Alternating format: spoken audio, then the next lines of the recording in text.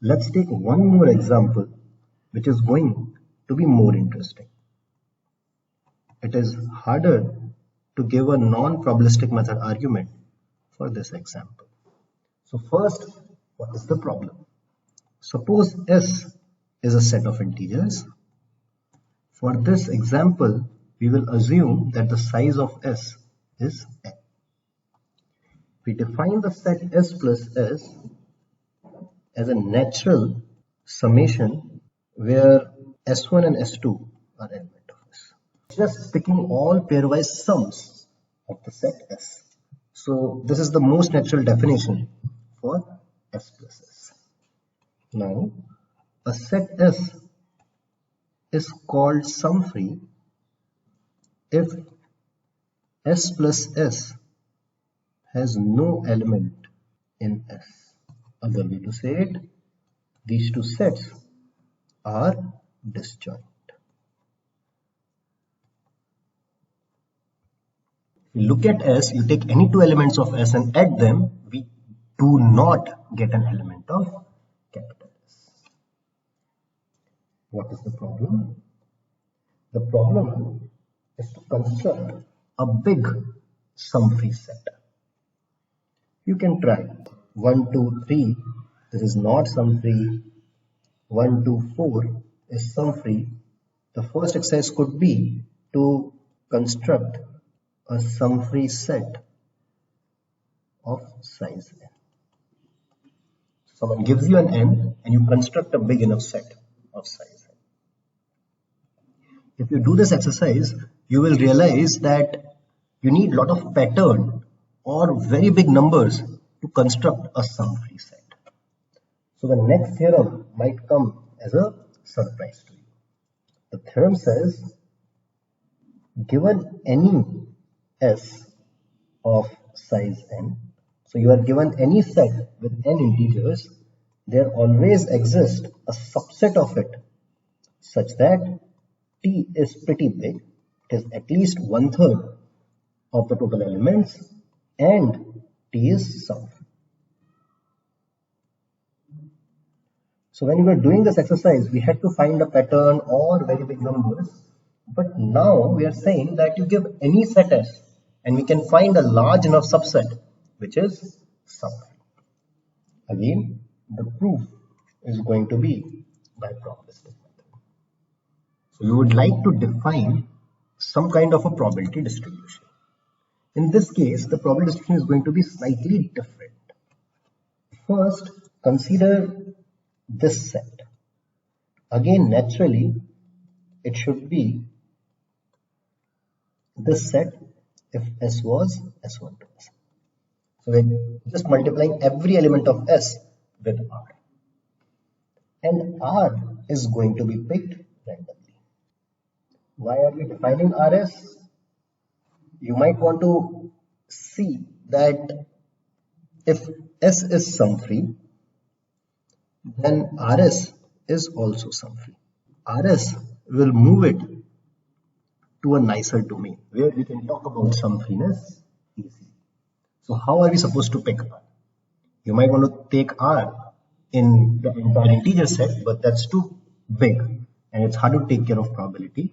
So let's pick a prime P is equal to 3k plus 2 form such that P is very big. How big? P is greater than 3 times the maximum element in S.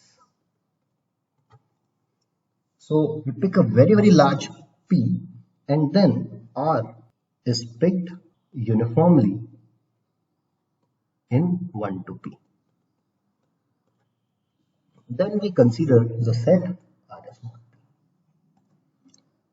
The idea is that in this set we will find a large enough sum free set.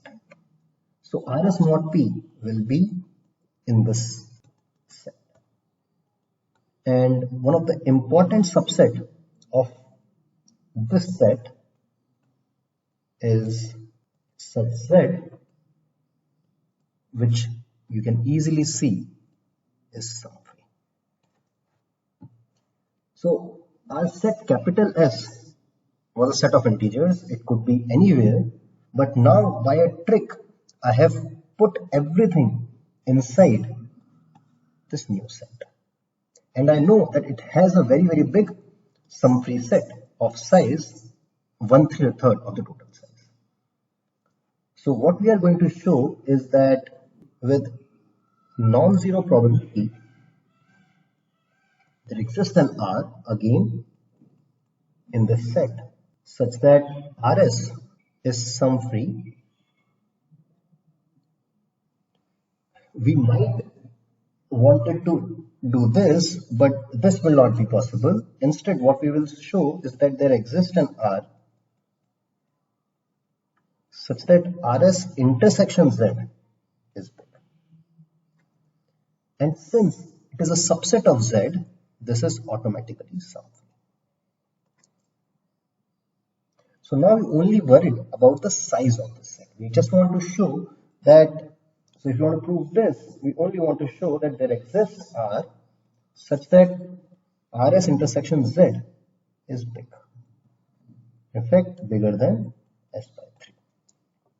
That's the only objective, because once we prove this, we have shown that RS intersection Z is already sum free and it is very big. So how do we show that this is big? We just calculate the expected value of this. This is expected value of the event that RSI is element of Z. Summation over all SI element of S. This is again linearity of expectation. We have been using it a lot of times. Now you should be familiar with it. Now this is pretty easy to calculate. This is just the probability. This is an indicator variable. This is just the probability that SI is element of, or I should say RSI is element of Z. As an exercise, you will prove that RSI is uniformly distributed in 1, 3k plus 2. So R is random. If you pick all possible R's, then RSI is uniformly distributed in 1, 3k plus 2. This follows from whatever you have learned in mathematics for computer science 1. Once we know this, RSI is element of Z. This happens with probability at least 1 over 3. So expected size of this quantity is more than S by 3. This implies there exists R such that RS intersection Z is more than S by 3. Remember, it is automatically sum free because it's a subset of Z.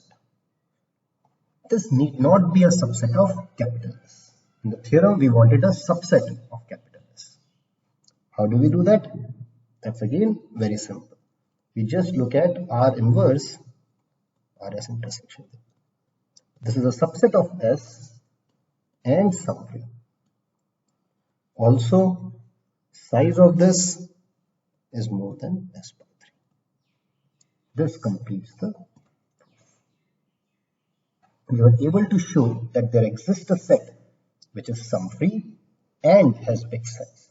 The idea was to look at all possible subsets of S and project them using this R in this new domain. And we saw that under different R, at least one of them will have high intersection with Z, which was a sum free set. And once we find such R, we just project it back and find the subset. This was a very good example of probabilistic methods. There are more examples covered in the notes. I encourage you to go to the notes and look at more very nice examples of probabilistic method. Thank you.